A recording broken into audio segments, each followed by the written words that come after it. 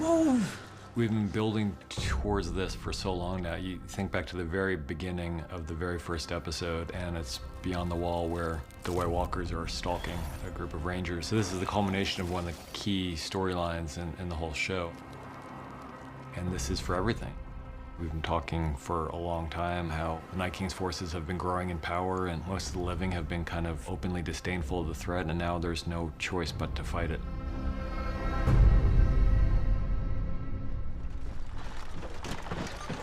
I really love the way the first 10 minutes or so plays out because there's so much tension before there's any encounter with the enemy. You know, as much as they try to conceal it, people are terrified because this is death coming for them.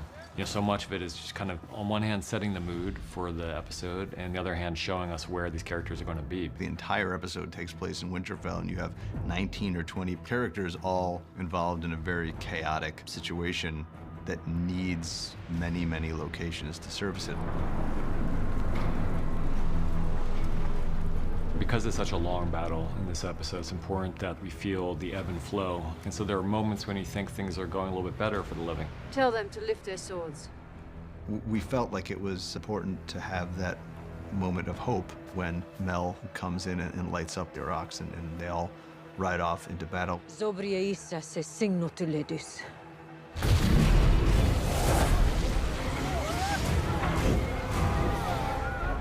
We wanted our characters to feel like maybe this is all going to work out. Maybe things are all going to be okay.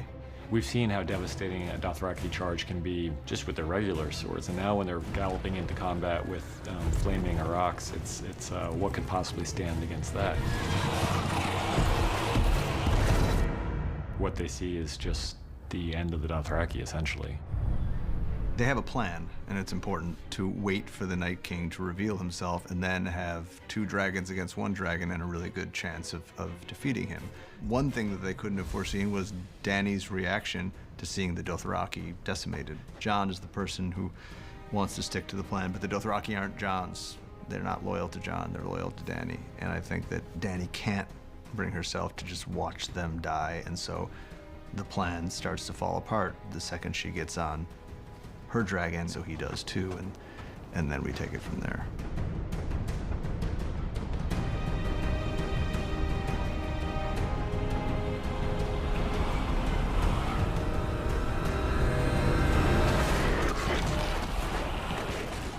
We knew this episode was going to be almost entirely battle, and that can get really boring really quickly. You can watch it for a certain number of minutes before the effect starts to dampen. Part of it was making sure that we really stayed focused on the characters, and so whether it's Arya's storyline, or Sansa and Tyrion down the crypt, or Jon Snow and Dany up in the dragons, kind of like all these separate little battles within the greater battle. Lyanna Mormont was supposed to be a one-scene character, and then we met Bella Ramsey, and we realized that we would not be doing our jobs if we kept her as a one-scene character. My mother wasn't a great beauty or any other kind of beauty. She was a great warrior, though. She died fighting for your brother, Rob. We knew that you can't give a big death to everybody who dies in this battle, because which would have been too much. But there also, if she were to die, there was no way to not make a moment of it. So that's where the zombie giant comes in. It just did add a whole level of complexity to that moment that I'm sure a lot of people would have been okay with not having there if we had demanded to cut it. But I think they also understood why we needed to give one of the strongest, smaller people in the show a chance to go out taking down one of the strongest, larger things we've ever seen in the show.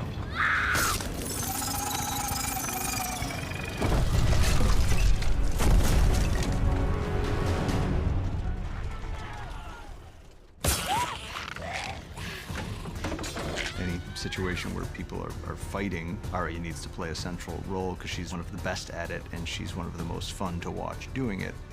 Even for Arya, she can't take on a horde of whites by herself, and especially when her head gets smacked, she's no longer at 100%. It's just about survival at that point. Otherwise, she's completely unstoppable, and she never loses her cool, and that's amazing, and it's a lot of fun to watch, but it's one note. So we decided that almost rewinding the clock on who Arya Stark is to back before she became the sort of magical figure that she's become would really be interesting. It would also give us a chance to change up the nature of the story we were telling.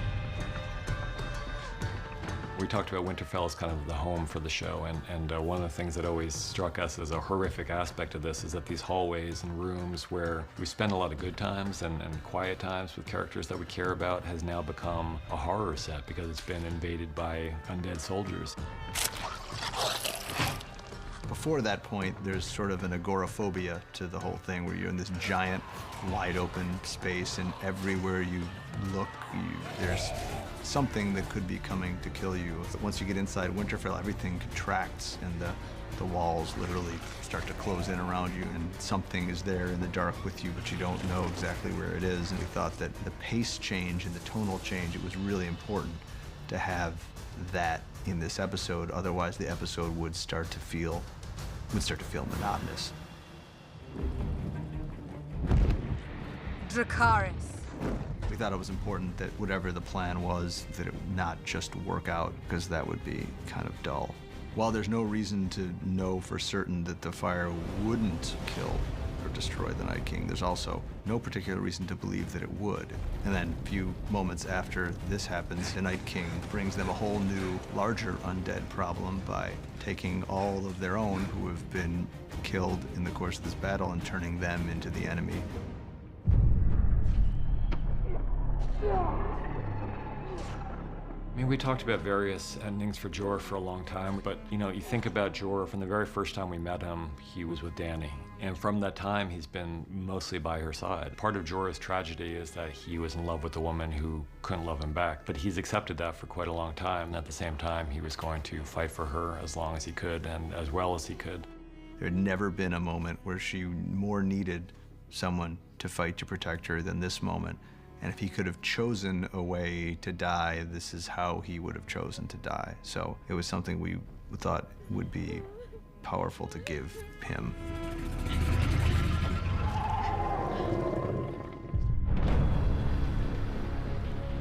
The reason the Godswood was chosen is because it's such a source of power for those who believe in the old gods, and for Bran in particular. And so we know that the Weirwood Tree and the Three-Eyed Raven have a very deep connection.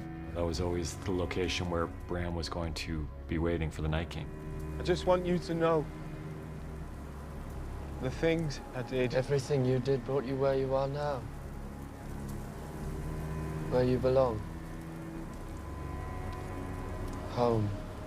It's not like the show is entirely about people redeeming themselves and then it's all over. But if the canvas is big enough, there are spaces for those redemptive moments. I think what was really important for Theon at the end was hearing that thank you from Bran, because Bran knows what's going to happen. Theon.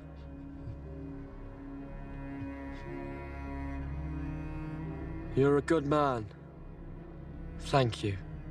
He knows he's dead. He knows he's not going to be able to kill the Night King. But I think what's really heroic about his action is that we're all going to die, and we know we're not going to be able to defeat death at the end. But you know, it's how you face those final moments, and he chooses to run straight at it. And I think he dies in a way that makes us really proud of him and the journey he's gone through.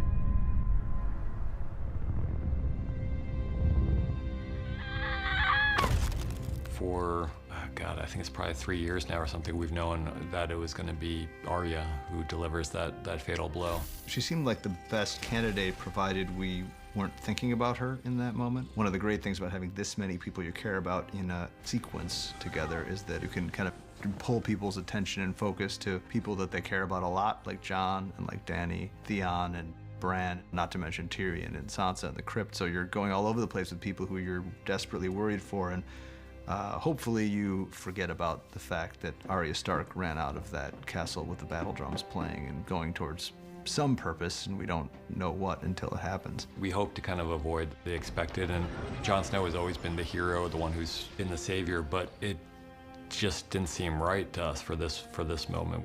We knew it had to be Valyrian steel to the exact spot where the Child of the Forest put the Dragonglass blade to create the Night King, and he's uncreated by the Valyrian steel. At the end of it, it's a victory for the living, but at great cost because some of our favorite characters fall along the way. We knew from the beginning, once we handed the outline in, what we were in for. The directors, Miguel Sapochnik, took what we were doing and defined this episode. Miguel did a tremendous amount of heroic heavy lifting on this front. He knew that if the planning wasn't there, we never would have ended up with the consistent excellence that he delivered. It is to their immense credit that not only that they endured it, but that they did such a great job the whole time they were there. It's a real testament to the entire Belfast crew who gave us something that no amount of money could ever buy.